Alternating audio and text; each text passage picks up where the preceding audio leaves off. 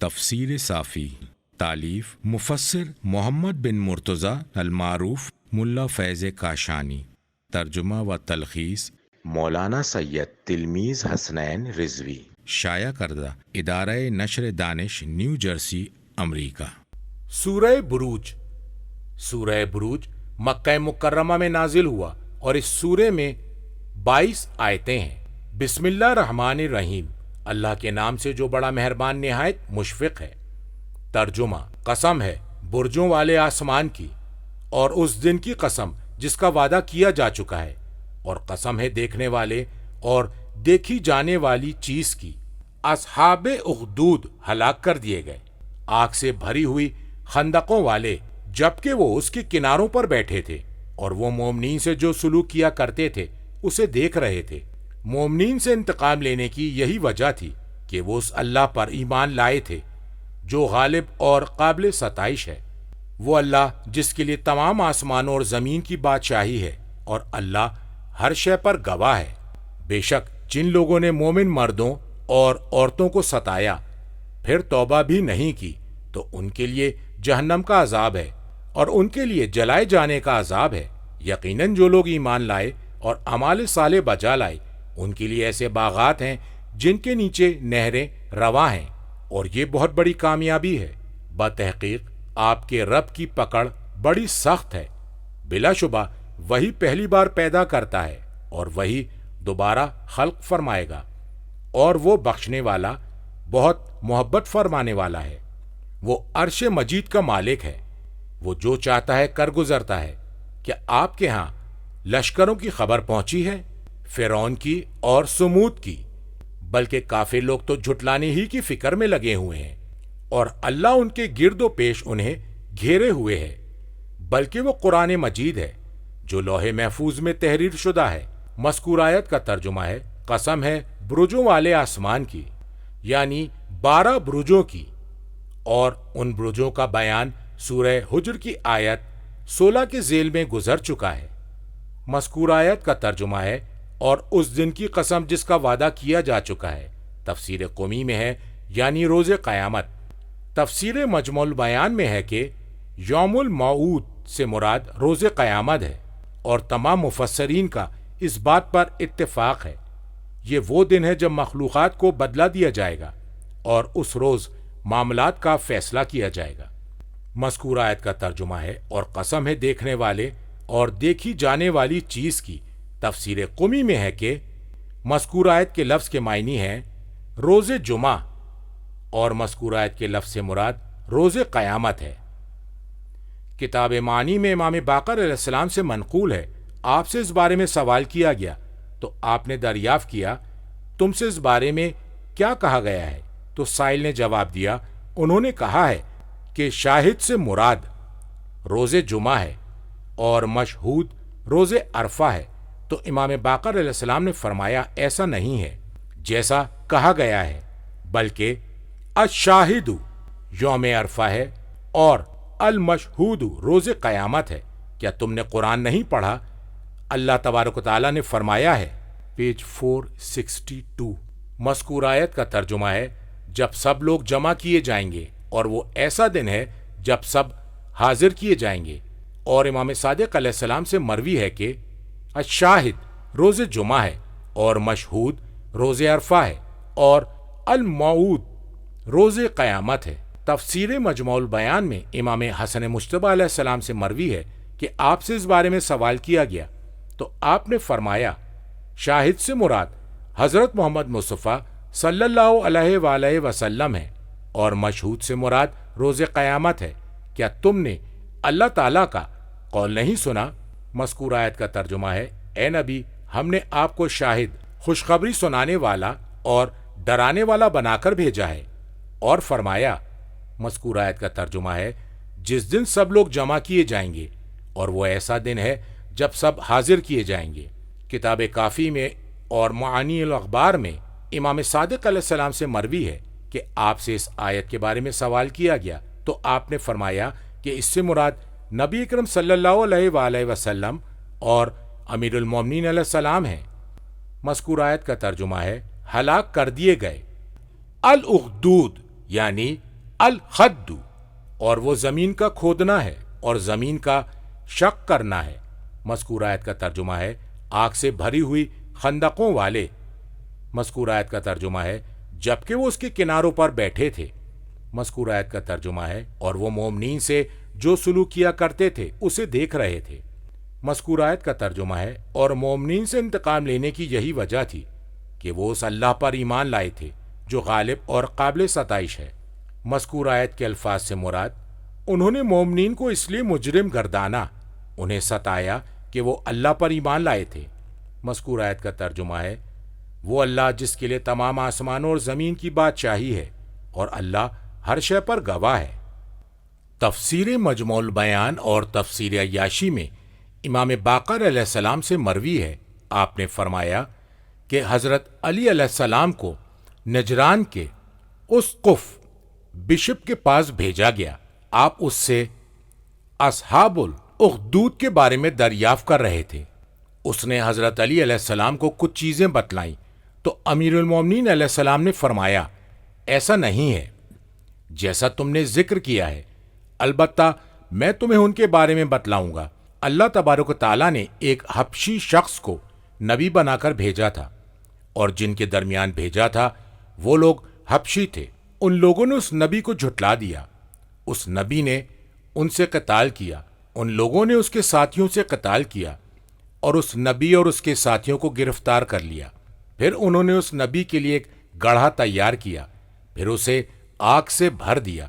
پھر انہوں نے لوگوں کو جمع کیا، ان سے کہا جو شخص ہمارے دین اور ہمارے امر پر ہے وہ کنارہ کش ہو جائے، اور جو ان لوگوں کے دین پر ہو تو وہ خود کو آگ میں ڈال دے۔ تو اس نبی کے اصحاب نے خود کو آگ میں گرانا شروع کر دیا۔ تو ایک عورت آئی اور اس کے ساتھ 1 ماہ کا بچہ تھا۔ جب وہ آگ کے قریب پہنچی تو وہ آگ سے خوفزدہ ہوئی اور اسے اپنے بچے پر رحم آیا۔ تو اس کے بچے نے کہا مادر گرامی ڈرے نہیں، بلکہ مجھے اور خود کو آگ کے سپرد کر دیں، یہ بات اللہ تعالیٰ کی راہ میں بہت کم ہے۔ تو پھر اس عورت نے خود کو اور اپنے بچے کو آگ میں پھینک دیا، اور یہ بچہ ان بچوں میں سے تھا جو آغوش مادر میں گویا ہوئے تھے۔ اور کتاب محاسن میں امام باقر علیہ السلام سے اسی مفہوم کی روایت ہے۔ تفسیر قمی میں ہے فرمایا اس کی وجہ یہ تھی کہ جس نے حبشہ کو یمن سے جنگ کرنے کے لیے بھڑکایا وہ ذونواس تھا، اور وہ حمیر کا آخری بادشاہ ہے جس نے یہودیت اختیار کر لی تھی، اور حمیر اس کے ساتھ یہودیت پر مجتمع ہو گئے تھے، اور اس نے اپنا نام یوسف رکھ لیا تھا، اور وہ ایک عرصے تک اس پر باقی رہا۔ پھر اسے خبر دی گئی کہ نجران میں ایک قوم نصرانیت کے دین پر قائم ہے، اور وہ حضرت عیسیٰ علیہ السلام کے دین پر تھے اور انجیل کے حکم پر چل رہے تھے، اور اس دین کا سربراہ عبداللہ بن بریاس تھا۔ ذونواس کے پیروکاروں نے اسے آمادہ کیا کہ وہ نجران روانہ ہو اور انہیں یہودیت کی طرف دعوت دے اور اس مذہب کے پیروکار بنائے۔ وہ روانہ ہوا یہاں تک کہ نجران پہنچا، اور اس نے تمام لوگوں کو جمع کیا جو نصرانیت پر عمل کر رہے تھے۔ پھر ان کے سامنے یہودیت کو پیش کیا، اسے قبول کرنے کی دعوت دی۔ انہوں نے اس مذہب کو قبول کرنے سے انکار کیا۔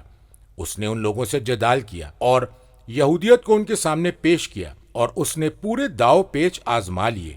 ان لوگوں نے اس کی بات ماننے سے انکار کر دیا اور یہودیت کو قبول نہیں کیا اور قتل ہونا منظور کر لیا۔ ذونواس نے ان کے لیے ایک گڑھا کھودوایا اور اس میں لکڑیاں جمع کرائیں اور اس میں آگ جلائی۔ ان میں سے کچھ لوگوں کو آگ میں جلایا، اور ان میں سے کچھ کو تلوار سے قتل کر ڈالا، اور ان میں سے ہر ایک کے اعضائے جسمانی کو کاٹا گیا۔ جن لوگوں کو قتل کیا گیا اور آگ میں جلایا گیا ان کی تعداد 20,000 افراد تھی۔ ان میں سے ایک شخص چھپ گیا تھا جس کا نام دوس زب غلطان تھا۔ وہ اپنے گھوڑے پر سوار ہوا اور اسے ایڑ لگائی۔ انہوں نے اس کا پیچھا کیا یہاں تک کہ اس نے انہیں ریت میں تھکا ڈالا، اور ذونواس اپنے لشکر کی چھاؤنی تک واپس آ گیا۔ اللہ تعالیٰ نے ارشاد فرمایا قتل اصحاب الاخدود سے اللہ کے قول العزیز الحمید تک۔ تفسیر مجموع البیان میں نبی اکرم صلی اللہ علیہ وآلہ وسلم سے مروی ہے، آپ نے فرمایا تم سے پہلے ایک بادشاہ تھا، اس کا ایک جادوگر تھا۔ جب جادوگر بیمار ہوا تو اس نے کہا، میری موت کا وقت آ پہنچا ہے، تم ایک لڑکے کو میرے پاس لاؤ تاکہ میں اسے جادو سکھا دوں۔ بادشاہ نے ایک لڑکے کو اس کے حوالے کر دیا۔ وہ لڑکا اس کے پاس آنے جانے لگا۔ جادوگر اور بادشاہ کے درمیان ایک راہب عیسائی سادھو تھا۔ یہ لڑکا راہب کے پاس سے گزرا تو اس کی باتوں اور معاملات نے اس لڑکے کو متاثر کیا۔ یہ لڑکا اس راہب کے پاس بیٹھنے لگا۔ جب وہ ساحر کے پاس دیر سے پہنچتا تو ساحر اسے مارتا، اور جب وہ گھر والوں کے پاس دیر سے آتا تو وہ اسے مارتے۔ اس نے راہب سے اس بات کی شکایت کی۔ راہب نے اس سے کہا، اے میرے بیٹے، تم ساحر کے پاس دیر سے پہنچو تو کہنا میرے گھر والوں نے مجھے روکے رکھا، اور جب گھر دیر سے پہنچو تو یہ کہنا مجھے جادوگر نے روک لیا تھا۔ ایک دن کا واقعہ ہے کہ اس نے دیکھا کہ لوگوں کو ایک بڑے چوپائی نے گھیر لیا۔ اس لڑکے نے کہا، آج میں معلوم کر کے رہوں گا کہ جادوگر کا معاملہ زیادہ بہتر ہے یا راہب کا۔ اس نے ایک پتھر اٹھایا اور کہا، یا اللہ، اگر تجھے راہب کا معاملہ زیادہ پسند ہے تو اس جانور کو تو قتل کر دے۔ اس نے پتھر پھینکا اور اسے قتل کر دیا۔ لوگ چلے گئے۔ اس نے راہب کو یہ بات بتلائی۔ اس نے کہا، اے میرے بیٹے، عنقریب تمہاری آزمائش ہوگی۔ جب تمہارا امتحان ہو تو تم کسی کو میری جانب رہنمائی نہ کرنا۔ فرمایا، وہ لوگوں کا علاج کرنے لگا۔ اس نے کوڑھی اور مبروز کو اچھا کر دیا۔ ابھی وہ یہ سب کچھ کر رہا تھا کہ بادشاہ کا ایک جلیس ہم نشین اندھا ہو گیا۔ وہ اس کے پاس آیا اور بہت سا مال لے کر آیا اور کہا، تم مجھے شفا یاب کرو، اور جو کچھ یہاں ہے وہ سب تمہارا ہوگا۔ اس لڑکے نے کہا، میں کسی کو شفا نہیں دیتا، البتہ اللہ شفا دیتا ہے۔ اگر تم اللہ پر ایمان لے آؤ تو میں اللہ سے دعا کروں گا اور وہ تمہیں شفا دے گا۔ فرمایا، وہ ایمان لایا۔ اس لڑکے نے دعا طلب کی اور اللہ تعالیٰ نے اس شخص کو شفا دے دی۔ وہ گیا بادشاہ کے پاس بیٹھا۔ بادشاہ نے اس سے پوچھا، اے فلانے، تجھے کس نے شفا دی؟ کہا، میرے رب نے۔ اس نے کہا، میں نے؟ اس نے کہا، نہیں، میرے اور تمہارے رب نے۔ بادشاہ نے پوچھا، کیا میرے علاوہ بھی تمہارا کوئی رب ہے؟ اس نے کہا، ہاں، میرا اور تمہارا رب اللہ ہے۔ بادشاہ نے اسے گرفتار کر لیا، یہاں تک کہ اس نے لڑکے تک رہنمائی کی۔ بادشاہ نے لڑکے کو آدمی بھیج کر بلوایا۔ بادشاہ نے اس سے پوچھا، مجھے پتا چلا ہے کہ تم کوڑھی اور مبروز کو شفا دیتے ہو۔ لڑکے نے کہا، میں کسی کو شفا نہیں دیتا، البتہ میرا رب شفا عطا کرتا ہے۔ بادشاہ نے دریافت کیا کہ کیا میرے علاوہ بھی کوئی تمہارا رب ہے؟ اس نے کہا، ہاں، میرا اور تمہارا رب اللہ ہے۔ یہ سلسلہ چلتا رہا یہاں تک کہ اس لڑکے نے راہب کی طرف رہنمائی کی۔ بادشاہ نے آرا رکھ کر اس راہب کو چیر ڈالا۔ بادشاہ نے لڑکے سے کہا، تم اپنے دین سے پلٹ جاؤ۔ اس نے انکار کیا۔ بادشاہ نے اس کے ساتھ کچھ لوگوں کو بھیجا اور کہا، فلاں اور فلاں پہاڑ پر اسے چڑھاؤ، اگر اپنے دین سے پلٹ جائے تو ٹھیک ہے، ورنہ اسے اس پہاڑ سے لڑکا دو۔ فرمایا کہ انہوں نے اس لڑکے کو پہاڑ پر چڑھایا۔ اس لڑکے نے کہا، مذکور عربی کا ترجمہ ہے، جیسا تو چاہے میرے لیے ان سے نمٹ لے۔ تو بھونچال آیا اور وہ سب کے سب پہاڑ سے لڑک گئے، اور وہ لڑکا بادشاہ کے پاس آیا۔ بادشاہ نے پوچھا، تیرے ساتھیوں نے کیا کیا؟ تو لڑکے نے کہا، اللہ نے مجھے ان سے بچا لیا۔ بادشاہ نے دوبارہ اسے بھیجا اور کہا، اسے لے کر جاؤ اور سمندر کی موجوں کے سپرد کر دو۔ اگر موجوں سے بچ کر واپس آ جائے تو اسے ڈبو دو۔ وہ لوگ اسے لے کر ایک بڑے جہاز میں روانہ ہوئے۔ جب وہ سمندر کے درمیان میں پہنچے، اس نے دعا طلب کی۔ مذکور عربی کا ترجمہ ہے، پروردگارا، جیسا تو چاہتا ہے مجھے ان سے بچا لے۔ تو جہاز ان سب کو لے کر ڈوب گیا، اور یہ لڑکا آ کر بادشاہ کے سامنے کھڑا ہو گیا۔ بادشاہ نے کہا، تمہارے ساتھیوں نے کیا کیا؟ تو لڑکے نے کہا، اللہ نے مجھے ان سے بچا لیا۔ پھر لڑکے نے بادشاہ سے کہا، تو مجھے ہرگز قتل نہ کر سکے گا جب تک وہ نہ کرے جیسا کہ میں کہتا ہوں۔ لوگوں کو جمع کر، پھر مجھے ایک ٹہنی پر سولی لٹکا دے، پھر میرے ترکش سے ایک تیر لے، پھر اسے کمان میں ڈال، اور یہ کہہ، اس لڑکے کے رب کے نام سے ایسی صورت میں تو مجھے قتل کر دے گا۔